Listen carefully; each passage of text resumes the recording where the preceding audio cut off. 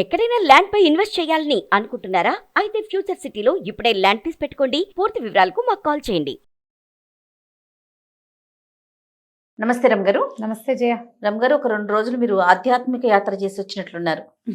ఏ గుళ్ళకి వెళ్ళారు? ఏమేమి చూసి వచ్చారు? ఇంతకు ముందు వెళ్ళినవా, లేకపోతే ఇదే ఫస్ట్ టైం వెళ్ళారా? ఇంతకు ముందు వెళ్ళినవి కొన్ని, వెళ్ళనివి కొన్ని. ఓకే. చాలా చిన్న ట్రిప్, ఒక 2 డేస్లో చకచక ఒక ఫ్లయింగ్ విజిట్స్ లాగానే చేసాం.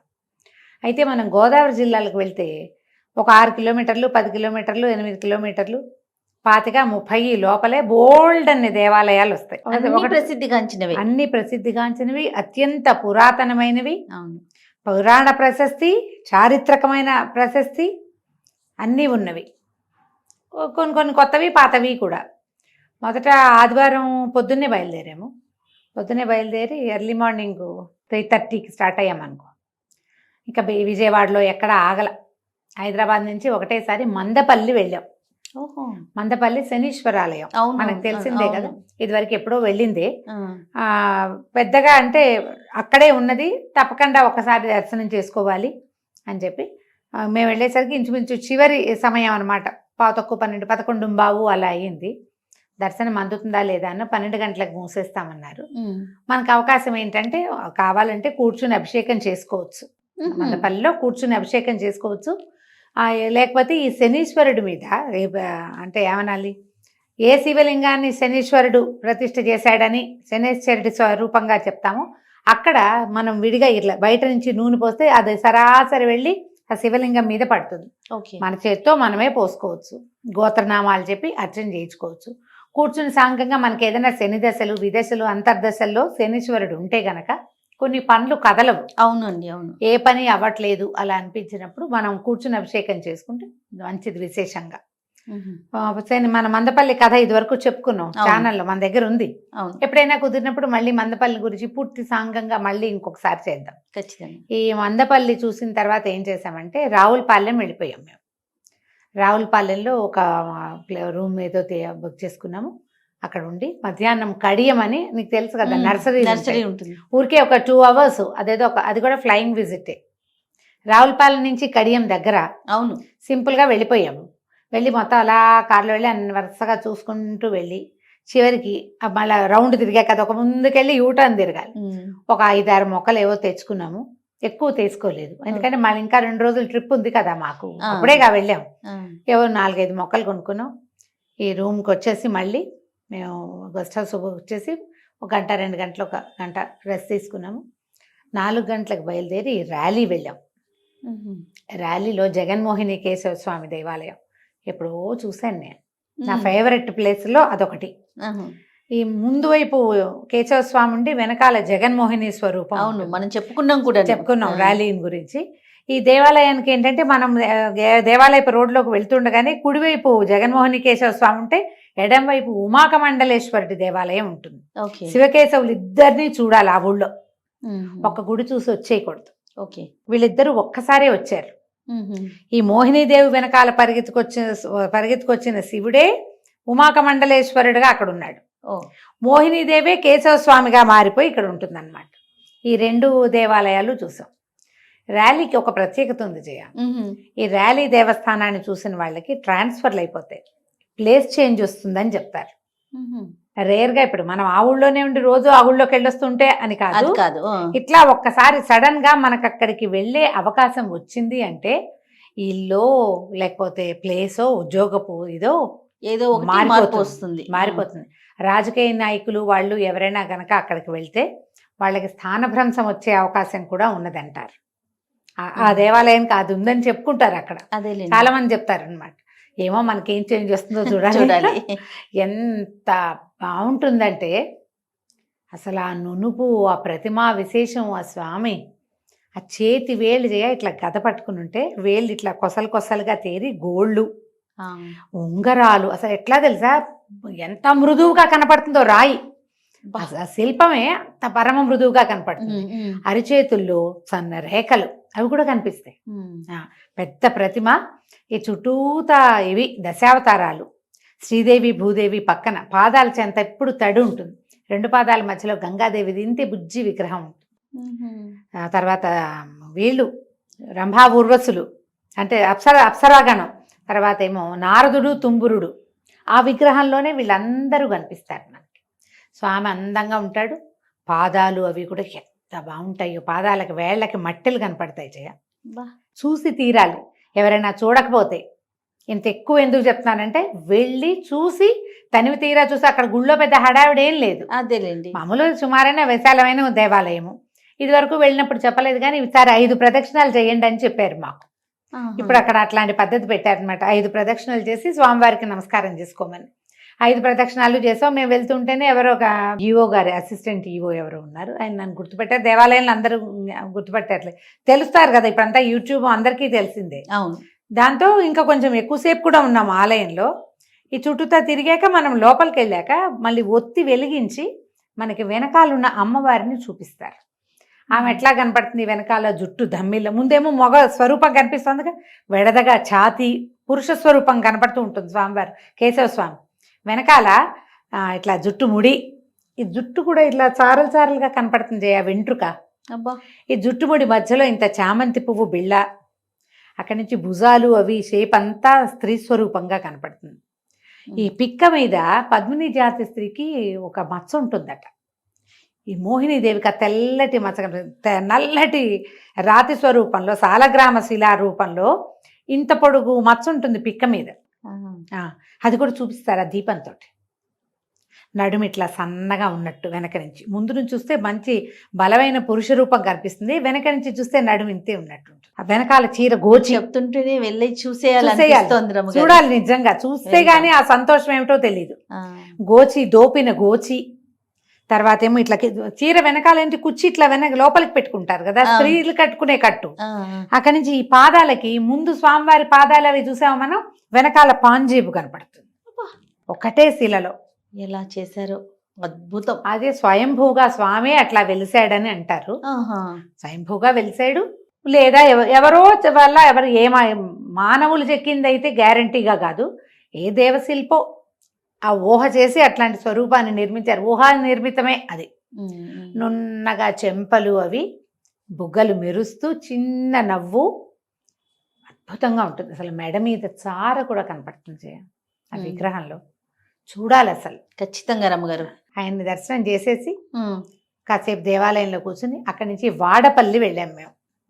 వాడపల్లి వెంకటేశ్వర స్వామి దర్శనం. ఈయన్ని ఇప్పుడు మనకేమో ఆ తెలంగాణలో ఉన్న వాడపల్లిలో శ్వాస నారసింహుడు, అగస్త్యేశ్వర స్వామి 2 దేవాలయాలు ఉంటాయి. అది ఎక్కడుంది, మూసీ కృష్ణా నది సంగమ ప్రాంతంలో ఉంది. మనం ఇక్కడ నుంచి హైదరాబాద్ నుంచి గుంటూరు వెళ్లే రోడ్ లో కనపడుతుంది. అవును, ఆ దేవాలయం గురించి చెప్పుకున్నాం. శ్వాస నారసింహుడు స్వామివారి శ్వాసకి దీపాలు కదులుతూ ఉంటాయి. ఇక్కడ వాడపల్లి ఏంటంటే కోనసీమ తిరుమలగా చెప్తారు, కోనసీమ తిరుపతి. ఇది కూడా చాలా పెద్ద విశాలమైన వెడల్పాటి పెద్ద దేవాలయం. పెద్దగా చరిత్ర నాకు అవగాహనకి రాల, కానీ చక్కగా ఉన్నాడు స్వామి బాలాజీ, చక్కగా ఉన్నాడు. పెద్ద చాలా ఎత్తైన స్వరూపం కాదు, దేవాలయం కూడా ఎంత చక్కగా కుదుమట్టసంగా ఉండి, చతుర్మధ్యంగా మధ్యలో స్వామివారు ఉండి, చుట్టూతా చక్కగా తిరగడానికి ప్రదక్షిణాలకి దానికి మంచి అవకాశం ఉంది. దేవాలయం బాగుందన్నమాట. ఎంత ప్రాంగణాలు పెద్దగా ఉన్నాయి, ప్రాంగణం పెద్దది, పెద్ద ప్రాంగణము. వెళ్ళే దారి అవి అప్పుడేం బ్రహ్మోత్సవాలు అయినాయి. మేము భక్తి టీవీలోను మరి దీని హిందూ ధర్మంలో చూసామన్నమాట, న్యూస్ ఛానల్స్ లో కనపడుతున్నారు. బ్రహ్మోత్సవాలు మొన్నే అయినాయి. బ్రహ్మోత్సవాలు అయిన 2 రోజులకి వెళ్ళినట్టు అనమాట మేము. ఈ మా రాజకీయ నాయకులు అక్కడికి వచ్చినటువంటి చాలా మంది ఫ్లెక్సీలు గిక్సీలు అన్ని బోళ్ళని కనపడ్డాయి. బ్రహ్మోత్సవాలకు చేసిన దీపాలంకరణ కూడా అలాగే ఉంది, ఇంకా తీల. వాటి మీద నుంచే వెళ్ళాము, చక్కగా దర్శనమైంది. రాత్రి మళ్ళీ రావులపాలెం వచ్చేసి మర్నాడు పొద్దున్న ద్రాక్షారామం వెళ్ళాలన్నది ప్లాన్. ఎప్పుడో వెళ్ళాం ద్రాక్షారామంకి, చాలా కాలమైంది. ద్రాక్షారామం మనం పంచారామాల్లో చెప్పుకున్నాం కదా, 2 అంతస్తుల్లో ఉంటుంది శివలింగం. ఈ ద్రాక్షారామం వెళ్లే ముందు మేము ఇంకొక ప్లేస్ చూసాం జయ. యాక్చువల్గా కార్తీక మాసంలో ఈ ప్రత్యేకమైన దేవాలయం చెప్పాల్సిందే అనుకున్నాను, ద్రాక్షారామంతో ముగించేస్తా. ఈ వెళ్లే దారిలో కోటిపల్లి అనే ఊరు వెళ్ళాం మేము.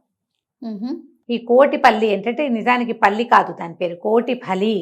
ఇక్కడ ఏం చేసినా 1,000,000 సార్లు చేసినంత ఫలితం ఇస్తుంది. అబ్బా, ఏం దేవాలయం అండి? ఈ శివాలయమే అది, ఛాయా సోమేశ్వర స్వామి దేవాలయం. ఎంత బాగుందంటే జయ గుడి, బాబా ఎదురుగుండా పెద్ద చెరువు, చెరువుకి ఆపోజిట్ లోనే శివాలయము, పరమ పురాతనమైనది. అక్కడ అత్యంత చిన్న శివలింగం ఉన్న దేవాలయం ఇది. ఆంధ్ర రాష్ట్రంలో అతిపెద్ద శివలింగం ఏమో ద్రాక్షారామం. అది సూర్యుడు ప్రతిష్ఠ చేశాడు. అవును, సూర్య ప్రతిష్ఠగా చెప్తారు. ఈ కోటిపల్లిలో ఉన్నటువంటి ఛాయా సోమేశ్వర స్వామి దేవాలయంలో ఉన్న స్వామి అతి చిన్న శివలింగం. వేలు చూపిస్తున్నాను చూడు, చిన్నది, ఇంతే, చంద్ర ప్రతిష్ఠ. అబ్బా, అందుకే సోమేశ్వర స్వామి అదేలే. ఇంతే. అక్కడ ₹1 దానం చేస్తే కోటి దానం చేసినట్టు, ఒక్కసారి పంచాక్షరి చేస్తే కోటి సార్లు చేసినట్టు, ఒక్క నమస్కారం కోటి నమస్కారాలతో సమానం. అంత విశేషమైంది అది. ఆ గౌతమి నది తీరంలో ఉన్నట్టు గౌతమి పాయ ఉన్నదన్నమాట. అసలు ఊరు కూడా ఎంత చక్కగా ఉందో, బుజ్జి ఊరు. అసలు అన్ని పక్కల నుంచి గుడికి దారి తీస్తుంది. చిన్న పొన్న చాలా దేవాలయాలు ఉన్నాయి ఆ ఊర్లో. ఏ జిల్లాలోకి వచ్చింది రమ్మగారు? కోనసీమే. కోనసీమలో గోదావరి జిల్లాలోనే అతి చిన్న శివలింగం అనమాట. చాలా బాగుంది. ఈయన మధ్యలో ఈయన కోటేశ్వరుడు, ఛాయా సోమేశ్వరుడు, తర్వాత ఏమో సిద్ధి జనార్దన స్వామి. జనార్దనుడు కూడా ఒకే గోపురం కింద శివకేశవులు ఇద్దరు కనిపిస్తారు మనకి. ఈ ప్రదక్షిణ మార్గం మనం వెనక్కి తిరిగి వస్తూ ఉంటే ఇంకొక శివలింగం మనకి ఎట్లా నీటిలో ఉన్నట్టుగా దర్శనమిస్తుంది. ఆయనే ముఖ్యుడు ఇక్కడ. అక్కడ కోటి తీర్థాలు ఉంటాయట ఆ నీళ్లలో. సంవత్సరం అంతా ఆ నీళ్ళు అలాగే ఉంటాయి. శివలింగం లోపల కనపడుతూ ఉంటుంది మనకి. ఏమి డిస్టర్బెన్స్ లేదు, ఆ దేవాలయం డిస్టర్బ్ కాదు. ఆ నీళ్ళతోటి ఒక గదిలాగా ఉంది, గోపురం కిందే ఉంది, ఆ శివలింగం ఉంది లోపల. మనల్ని వెళ్ళనిస్తున్నారు, నమస్కారం చేసుకోవటమే. ఎంతో దూరం లేదు, ప్రసాదంగా తీసుకోవటం. అంటే మరి మేము పుట్టుకోవటానికి భయపడ్డాం. అక్కడ ఎవరైనా కనుక అర్చకులు ఉండుంటే ఆ నీళ్ళు తీసి మన నెత్తి మీద జల్లుతారేమో, మనమే ముట్టుకుంటే శివలింగాన్ని ముట్టేసుకున్నట్టు. అక్కడ పద్ధతి తెలియదు కదా. చక్కగా ఉంది, నీళ్ళల్లో కనిపిస్తూ ఉంటుంది అనమాట. అసలు గుడి ఎంత బాగుందో. దానికి అనుబంధంగా ఒక గోశాల ఉంది. గోశాలలో మావాడు అంతకుముందు ఎక్కడో ఈ రావులపాలెంలో ఒక ఆవు వెంటపడింది. అరటిపళ్ళు పెడదామనుకున్నాడు. అదేమో అరటిపళ్ళు ఉన్నాయి, ఆవు ఉంది, అమ్మేవాళ్ళు లేరు. పళ్ళ కొట్టు కనిపిస్తుంది, ఎవరు లేరుట. మరి మావాడు ఆవులకి అరటిపళ్ళు పెట్టలేదని దిగులు. అందుకని ఇక్కడ కోటిపల్లిలో అరటిపళ్ళు కొని గోసేవకి నేను చెప్పాయి కదా, నేను డబ్బు ఇస్తుంటాను. అక్కడ గోసేవకి కొంత రుసుము కూడా చెల్లి రసీదు ఇస్తామన్నారు. రసీదు వదిలేండి అని చెప్పి కొంత అమౌంట్ ఏదో అక్కడ కట్టేసాము. ఆవులకు చక్కగా అన్ని పెట్టుకుని, జనార్దన స్వామి కదా ఇక్కడ ఉన్నవాడు, అందుకని పక్కన చక్కగా ఆవులు పెట్టారు. మధ్యలో ఒక కృష్ణ ప్రతిమని పెట్టి చుట్టూతా ఇట్ట కట్టారు రౌండ్గా ఆవులని. ఎంత ప్రశాంతంగా ఉందంటే గుడి లోపల బయట కూడా. ఆ ఎదురుగుండా ఉన్న చెరువు చుట్టూతా బోలెడన్ని పువ్వుల చెట్లు, కుప్పలు తెప్పలుగా రాలిపడి ఉన్న పారిజాతాల వాసన, ఈ పురాతనమైనటువంటి శివాలయం ఎంత బాగుందో. చిన్న రోడ్లు, అవి సింగిల్ రోడ్లే, ఊళ్ళల్లో ఏముంది. కానీ కోటిపల్లి వెళ్ళవలసింది. మనకి కోట్లింగాల రేవు అవన్నీ చెప్పుకుంటాం. ఇది ఖచ్చితంగా ఈ రావులపాలెం నుంచి మేము ద్రాక్షారామం వెళ్ళే మధ్యదారిలో చూసాం. ఇక్కడ నుంచి ద్రాక్షారామం వెళ్ళాము. ద్రాక్షారామం ఇంకా అద్భుతం. ఎంత పెద్ద దేవాలయం చేయాలి. అసలు ఆ గోడలు, ఆ దారులు, 4 పక్కల నుంచి దారి లోపలికి వెళ్ళేందుకు పెద్ద శివలింగం. పైకి వెళ్ళి చూసి మళ్ళీ కింద పాదదర్శనం కింద చేసుకుంటాం కదా. అయితే ఇక్కడ అమ్మవారు కూడా విశేషం కదా. ద్రాక్షారామంలో మాణిక్యాంబ, ఆమె అష్టాదశ శక్తిపీఠాల్లో ఒకరు. అన్ని శక్తిపీఠాల్లోనూ అమ్మకి ముందో వెనకో పక్కనో ఇది ఉంటుంది, శ్రీచక్రం. ఈ ద్రాక్షారామంలో ఉన్న మాణిక్యాంబ అమ్మవారు శ్రీచక్రం మీదే ఉంటారు. చాలా బాగుంటుంది. ముఖం కూడా ఎంత చక్కగా ఉంటారు. విశేషమైన దర్శనం. ద్రాక్షారామం చూసి మధ్యాహ్నానికి దీంతో సరిపెట్టుకుని అక్కడి నుంచి ఇంకొక కొత్త దేవాలయాలు కూడా వెళ్ళాము. ఇప్పుడు కార్తీక మాసం కాబట్టి ఈ ప్రఖ్యాతమైన ద్రాక్షారామము, ఈ కోటిపల్లి, ఈ 2 దేవాలయాలు చెప్తే ఆ ప్రాంతం వాళ్ళు ఎలాగో వాళ్ళకి తెలుసు. అవునండి. మనం ఇక్కడి నుంచి వెళ్తుంటే గనక ఈ కోనసీమ ప్రాంతంలో ఉన్నటువంటి చాలా దేవాలయాల్లో ముఖ్యమైనవి ఇవి చూసి తీరాలి. పంచారామాల్లో ఒకటి ద్రాక్షారామం మనకు తెలిసింది. ఈ కోటిపల్లి ఛాయా సోమేశ్వర స్వామిని కూడా దర్శనం చేస్తే ఆరోగ్యం సిద్ధిస్తుందని చెప్తారు. స్కిన్ ఇష్యూస్, మనకి చర్మ సంబంధమైన వ్యాధులు ఉన్నవాళ్ళు, మానసిక సంబంధమైన సమస్యలు ఉన్నవాళ్ళు చంద్ర ప్రతిష్టలు ఎక్కడ ఉంటే అక్కడ దర్శనం చేయాలి. వీళ్ళకి ఈ 2 సరిపోతాయి అన్నమాట. సరిపోతాయి. ఆ 2 ప్రాబ్లమ్స్ తీరుతాయి అక్కడ. చక్కగా ఉన్నాయి దేవాలయాలు. దీంతో ఇది ముగిద్దాం. తప్పకుండా రమ్మగారు. మరి మిగతా దేవాలయాలు రమ్మగారు మళ్ళీ చెప్తాను. అలానే. నమస్తే. నమస్తే జయ.